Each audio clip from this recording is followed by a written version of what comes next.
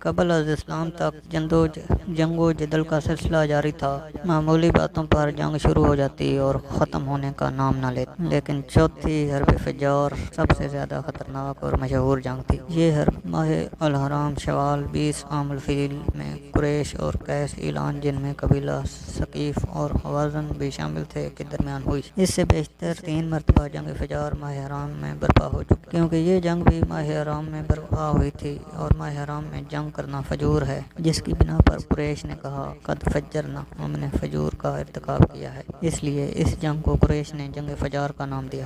اس جنگ کا سبب یہ ہوا کہ عروہ اور الرحال نامی سردار، جو بنی حوازن میں سے تھا، ہیرا کے فرمانروا نعمان بن منظر کے تجارتی قافلہ کو اپنی امان میں عکاظ کے میلے میں، جو ماہ ذی الحجہ میں منعقد ہوتا تھا، جانے کے لیے راہ گزر عطا کر دی، اور قافلہ نے اورات نامی کنویں کے قریب پڑاؤ ڈال دیا۔ بنی کنانہ کے ایک سردار براس بن قیس نے کہا، کیا تو کنانہ کے مقابلہ میں بھی اس کو امان دے رہا ہے؟ عروہ الرحال نامی سردار نے کہا، ہاں، اور تمام دنیا کے مقابلہ میں بھی۔ یہ بات کنانی سردار براس بن قیس کے لیے ناقابل برداشت تھی۔ اس نے غصہ میں آپے سے باہر ہو کر نجد کے بالائی علاقہ میں تمین کے مقام پر عروہ بن عتبہ کو، جو ہیرا کے فرمانروا نعمان بن منظر کا مال تجارت لے کر عکاظ کے بازار میں آیا تھا، قتل کر دیا، اور پھر خیبر بھاگ گیا اور وہیں چھپا رہا۔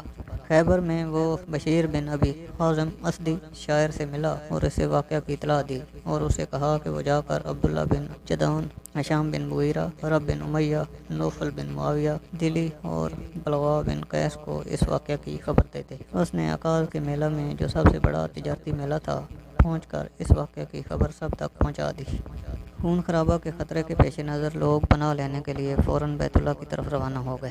قبیلہ قیس کو اس واقعہ کی خبر شام کو ہوئی۔ ابو برا، جو قبیلہ حوازن کا سردار تھا، اس نے کہا کہ قریش نے دھوکہ دیا ہے، چنانچہ یہ لوگ بھی بدلہ لینے کے لیے فوراً قریش کے پیچھے روانہ ہو گئے، مگر ان کے پہنچنے تک قریش بیت اللہ میں داخل ہو چکے تھے۔ یہ دیکھ کر حرم بن شعیب، جو قبیلہ بنو عامر سے تھا، قریش کو بآواز بلند پکار کر کہا کہ اب تو تم بیت اللہ میں پناہ لے چکے ہو، مگر اب ہمارا تمہارا مقابلہ آئندہ سال انہی عکاظ کے میلوں کے درمیان ہوگا، اور ہم تم پر چڑھائی کرنے میں کوئی کمی نہیں کریں گے۔ یہ کوئی معمولی واقعہ نہ تھا، چنانچہ اس واقعے کی وجہ سے اس سال عکاظ کا میلہ بھی منعقد نہ ہو سکا۔ اعلان جنگ کے بعد قریش نے بھی کنانہ کا ساتھ دینا مناسب سمجھ کر جنگ کی تیاری شروع کر دی۔ فریقین پورے 1 سال تک جنگی تیاریوں میں مصروف رہے۔ جب وقت جنگ آ گیا تو سرداران قریش عبداللہ بن جدعان، ہشام بن مغیرہ، رب بن امیہ، سعید بن عاص، عتبہ بن ربیعہ، عاص بن وائل، مومر بن حبیب جہی، اکرمہ بن عامر بن ہاشم بن عبد المناف بن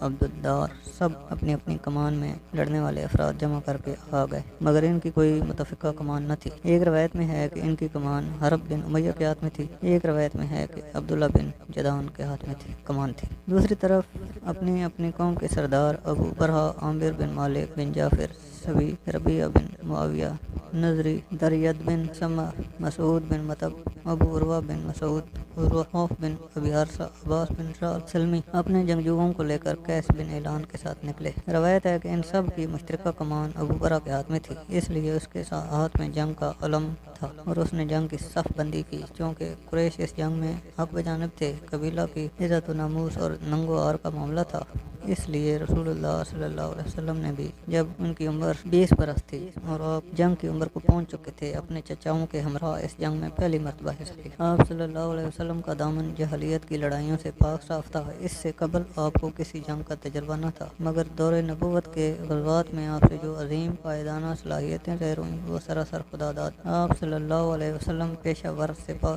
سالار نہیں تھے، بلکہ پیدائشی سپہ سالار تھے۔ یہ جنگ شوال 20 عام الفیل کو ہوئی تھی۔